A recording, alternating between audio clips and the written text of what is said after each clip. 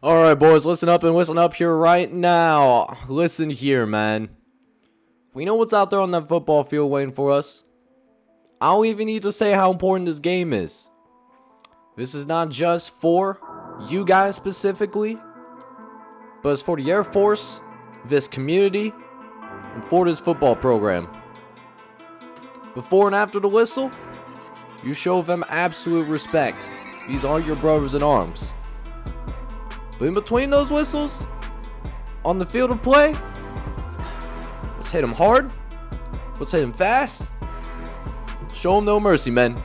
This is where boys become men, and men become legends. So let's go out there and kick their ass. Falcons on 3. 1, 2, 3. Falcons! So let's go ahead and get ourselves to work here. The battle for the Commander-in-Chief trophy underway. First throw trying to go to David Cormier, but that will be considered incomplete. We're off to a pretty slow start here, man. 0 for 3 when it comes to throwing that football. But we will go ahead, get ourselves our first completion of the day eventually. David Cormier able to throw a 16-yard dot to pick up that first down. As we'll go ahead, go triple option, but we lose the football. It's a foot race for Cockrell, but he gets tripped up. Thankfully, he had a clear run at that end zone. Just not a smart pitch right there. Warren Bryan has to be a lot better with taking care of the football moving forward. But thankfully for us, it only does end up leading to a field goal as we'll throw over to Jordan Guidry. He's got some guys over on the sideline. Gets a gain of 9 to make this a more manageable third down. The question is, can we pick it up, though, as we drop back? Bryan looking over, finds Kyle Patterson, who gets lit up like a Christmas tree. But will end up picking up that first down nonetheless. As we try to finish this first quarter strong here, Bryan scrambling out to the right-hand side, facing some pressure, trying to throw that football away. But that being said, Julian McDuffie is going to be able to eventually track him down. And not where we want him to be right now. 2nd and 23 as a option team. That just ain't it necessarily. We will find our tight end Kyle Patterson, who actually does get a little bit shaken up. So that's not a good look for us whatsoever. But that being said, 3rd and long coming up, trying to set up the screen. And McNeil, he's got a little space to work with, but he will be brought down before that first down marker, unfortunately. And so, got to go ahead and punt this football away. But that being said, the defense is doing a pretty good job right now. They're keeping us in this football game, You know how it is with the military academies. When they go up against each other, it's usually not very pretty. It usually does not end in a shutout necessarily. The turnover that we have, really the only difference right now is Guidry gets a nice little run over that right-hand side. He'll pick up a first down for us. So that will set up yet another 1st and 10 for us as Bryan looking to drop back. He's looking around, trying to maybe get it out over to the right-hand side. We was looking for the tight end, but it is a little bit off target. So we're going to go with a 2nd and 10 here as we fake the pitch. We're going to run it with Warren Bryan. He's got some space to work with now. How about that nice little cut move to get a little bit of extra yardage? You love to see that, especially that quarterback can put his foot in the ground and make a man miss. Not Braxton Miller necessarily, but he can still make guys miss, and that is definitely important in this option attack, man. As for the very first time today, we're actually in field goal range. But if I want to get a little bit more than just a few points, I want to get it 6 here. This might do it here, though. Guidry, he's got some blocks down the sideline. It's a foot race. Touchdown, Air Force. Let's go, baby. You absolutely love to see it, man. And that's how we get ourselves on the board for the very first time. Warren Bryan took an absolute shot, by the way, but able to get that ball off, man. We got the lead for the first time today. Let's see if our offense can build off that drive. I liked what I saw in that last possession. Let's see if we can make it 2 scores in a row. Got the tight end downfield looking for Kyle Patterson. But we overthrew him. You can't be serious, my G. So now it's 2nd and 10. It should have been a large gain downfield.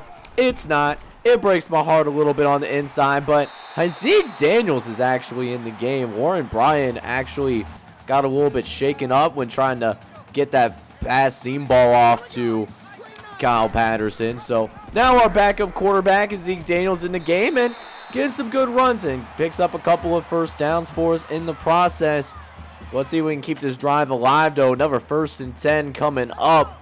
Gonna send Jeff McNeil in motion. He's got some clear space to work with. Daniels down the right-hand side, able to pick up a gain of 8. And I apologize, by the way, if I sound a tad bit different, a little bit sick. You know, find a little bit of a cold. It is, you know, a little down bad in terms of cold weather here in the beautiful state of Ohio. So if I sound a little bit different, that's why.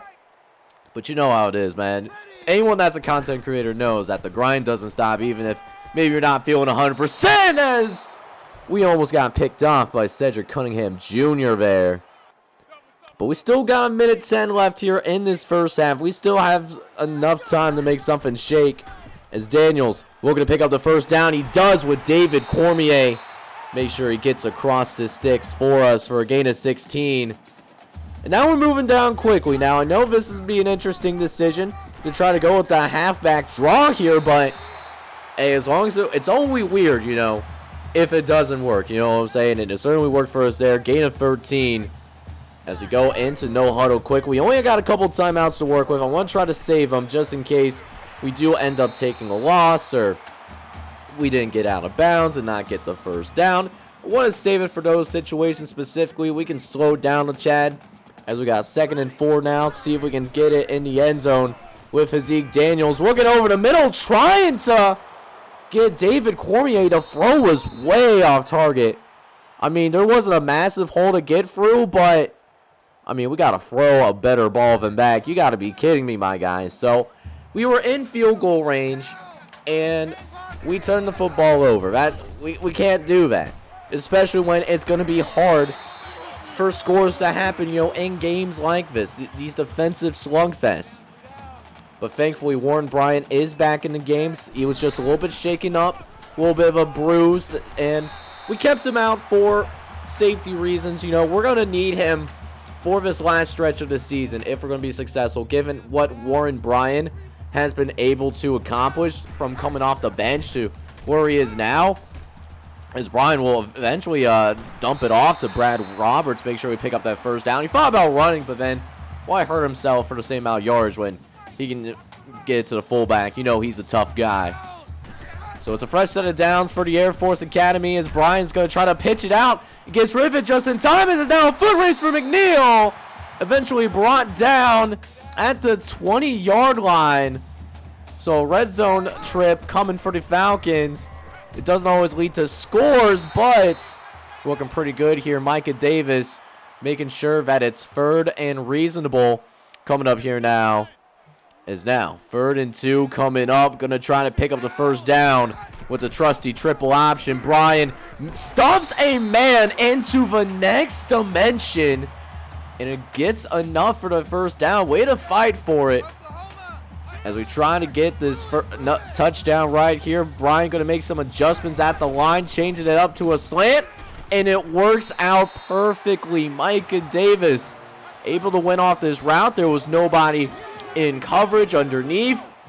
And it's going to be one of the easier touchdown passes that Warren Bryant's going to have. Had to take a shot.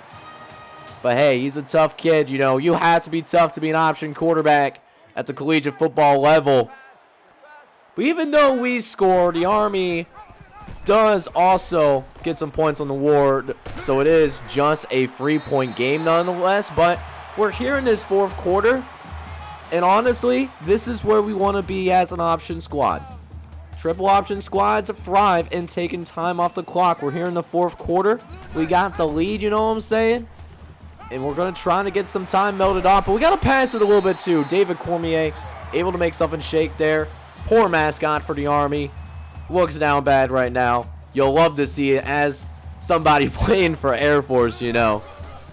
But we can keep the drive going as we got a fresh new set of downs to work with. And CJ McNeil, he's getting a little bit more carries than usual. And making the most of it, to be honest. He's having himself a nice little game considering the number of carries that he has thus far. But we need 6 yards to move up to 6. Going to pick up the sticks easily over on that right-hand side. That's David Cormier for a gain of 14 on that one.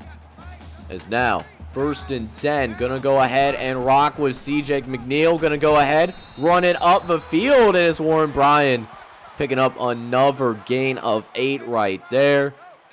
Is now 2nd and 2 coming up here. It's McNeil looking to go to work. Faking the handoff. Bryant's got some space. Thought he had some space for a quick second, but they did a good job of crashing down quickly. Still managed to pick up that 1st down, though. Is now 1st and 10 once again. McNeil in the motion. Going to go ahead, stretch it out to the left-hand side. Getting out to work. And McNeil does end up picking up a gain of 6 right there. Again, CJ McNeil usually doesn't get this many opportunities in the game as, you know, we got Jordan Daltrey down and hurt. You know, definitely not a bunch of depth on the running back position right now. Kind of dealing with some pain there, some injury issues. So at this point, we have Brandon Lewis in the game. That's one of our wide receivers. He's taking a carry, and hey, we know Brandon Lewis is a fast guy, and he showed it right there. 4-yard little touchdown. That's going to help us go ahead and make this a 2-possession lead, baby. You absolutely love to see it, man. And we're able to go ahead and take the knee here. So earlier this year, we end up beating Navy on the road, and we also beat Army too here on our home turf. We go 2-0 against the military academies this season, and that means we get to go ahead and we get to rock with the Commanders-in-Chief trophy for the first time in a minute, man. We get to carry that thing home for the boys in the United States Air Force. You absolutely love to see it. And we take care of business, winning this one by a final score of 21-11. It wasn't always pretty, but the win is the only thing that matters at the end of the day.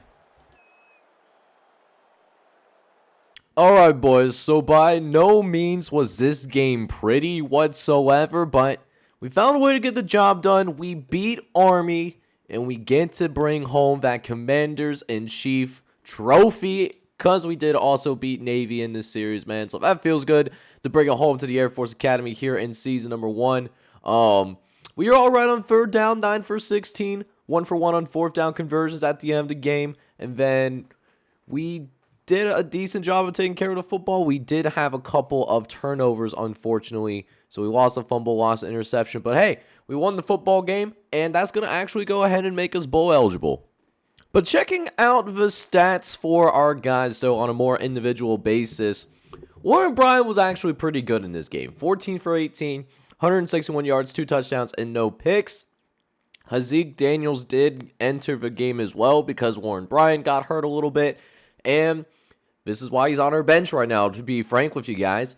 2 for 6, 22 yards, and an interception. He just is not a very effective passer as of right now. For the rushing game, the rushing attack, we did not see a 100-yard rusher in this one, but we had a bunch of different guys getting the football in this game because we did have some injuries in this ball game. Actually, DeAndre Hughes got hurt early on, and it got to a point where one of our wide receivers played running back for a little bit, but hey, Brandon Lewis made the most of it, though. 2 carries, 5 yards, and a touchdown to go for with it.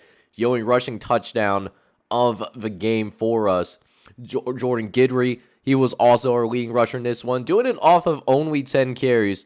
He had 57 yards in this game. So then, this is what our receivers did today, and David Cormier had himself a really nice game. 5 catches, 83 yards to go with it, leading the Air Force receivers by a long mile, but it was Jordan Guidry who got in the end zone for us off a 27-yard halfback screen, ended up with 4 catches and 46 yards in this game. Micah Davis also found the end zone as well off of an audible, so Warren Bryant reading the defense well too. 2 catches, 17 yards, and it was our second passing touchdown of the day that gave us the lead and gave it to us permanently. So since we are now officially 3/4 of the season in. I feel like this is a good time to show you guys what my recruiting board is currently looking right now. And right now, we're really only going after 5 players as of right now. Joel Lacey is one of them. He's the 113th ranked outside linebacker. He is extremely close to signing with us. It's not even close. He seems pretty dead set on joining the Air Force Academy.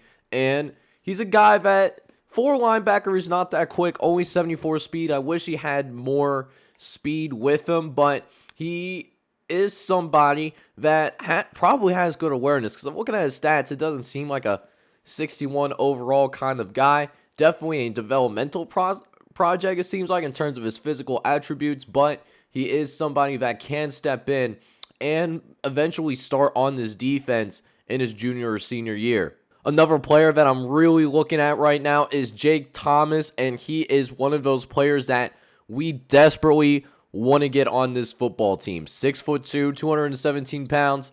I really like his ability to leave a hit on the lumber, despite the fact that he is a safety. Comes in with 76 hit power, 74 pursuit.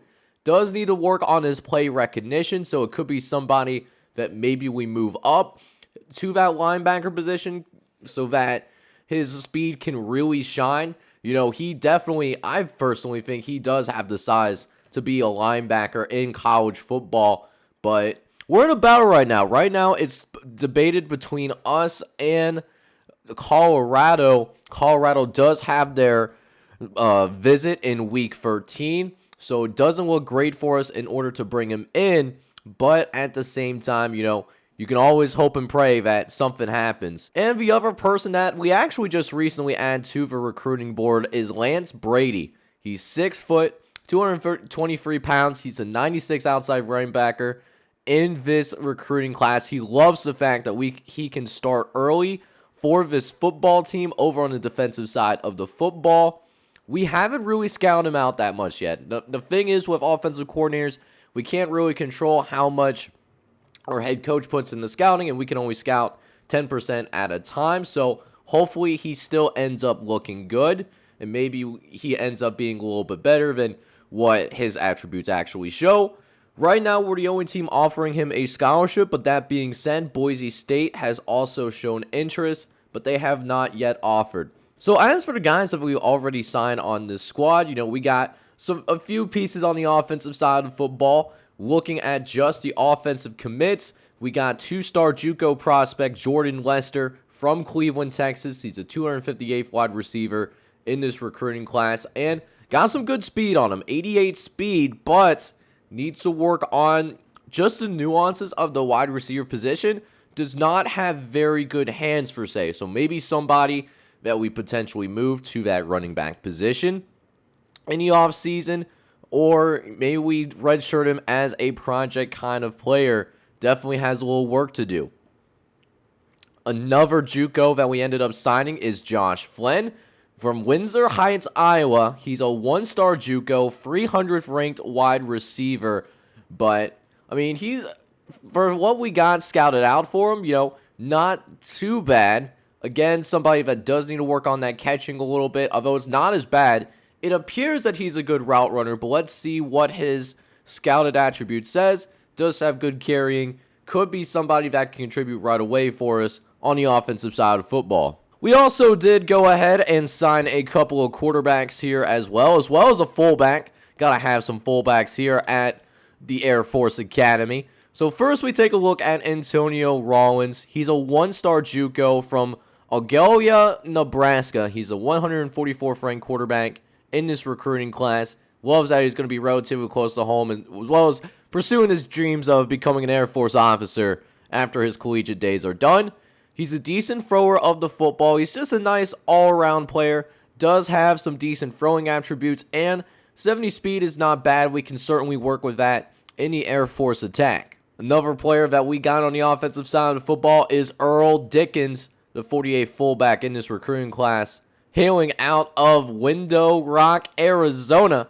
He's a guy that comes in. Right now shown as a 61 overall, but for a guy that's a fullback, he's got some decent speed on him. 75 speed, 70 jumping ability as well. and is a solid blocker for us out of the backfield. He could be a Swiss Army knife for us. Might need to be redshirted, but I like what he brings to the table, though. Calvin Ridley is another quarterback, and I am personally really excited about this kid. Free star, and a high-end free star player, too. 21st ranked quarterback in this recruiting class. A little bit undersized. Needs to put on a little bit more weight. 184 pounds at 6'2". So it does make me worry about how he can hold up at the collegiate level, but he has the speed to run our option offense pretty effectively. 81 speed. Also got decent throw power coming in as well. 77 throw power, 72 accuracy. Probably will be redshirted because Zeke Daniels will be our starter next season. And we're not going to replace him with a true freshman. But I like what he brings from a long-term perspective. And then finally, the best player that I think we brought in on the offensive side of the football is Alfred Holycross. 2-star prospect from Denver, Colorado. He's the 49th ranked center in this class. He loves that we're going to be extremely close to home. He also loves that he's going to get a good amount of playing time in his true freshman campaign. Now, we already got him this side, and he's got decent strength, and he's got good pass blocking as well as impact blocking abilities. He's a borderline gem for us. I love what he brings to the table, and this is a guy, even though he is only a 2-star, he can start for us next season on that offensive line. And then if you also want to talk about a close conference race for us right now, it's a pretty close affair. Right now, we're sitting in second place. Only team ahead of us right now is Colorado State. They have a 3-1 conference record. We're 3-2 as of right now, but we do play Colorado State to end the season, and it's going to be really interesting to see how we go about trying to get ourselves into the Mountain West Conference Championship. We basically have to win out, probably facing either a Nevada or a San Jose State. San Jose State was ranked, I believe, at some point in the season. I think we're blessed with the fact that we are not on the strong sides of the Mountain West, at least for this season. But that being said, what we need to be able to do is essentially win out. We can't rely on Colorado State to lose their games. So next episode is going to end up being a doubleheader. We will see us go on the road first to play against New Mexico. They're 2-6, but we have pretty similar ratings. And then after that, we got to go and play UNLV, who has been pretty surprising this season. 6-3 so far. They're bowl eligible. So definitely an important episode next time out, but it's going to be a good one. Make sure you go ahead and smash that like button for me if you enjoyed the content. Let me know down in the comments as well. And if you're brand new to the channel, make sure you hit that subscribe button. I know there's a bunch of you out there that have not subscribed and you are watching my videos. Help a brother out. It's free and you can always unsubscribe later. But that being said, this is John J. Gaming on the mic signing off. I'm hoping you're all out there having a good one. Take care, everybody.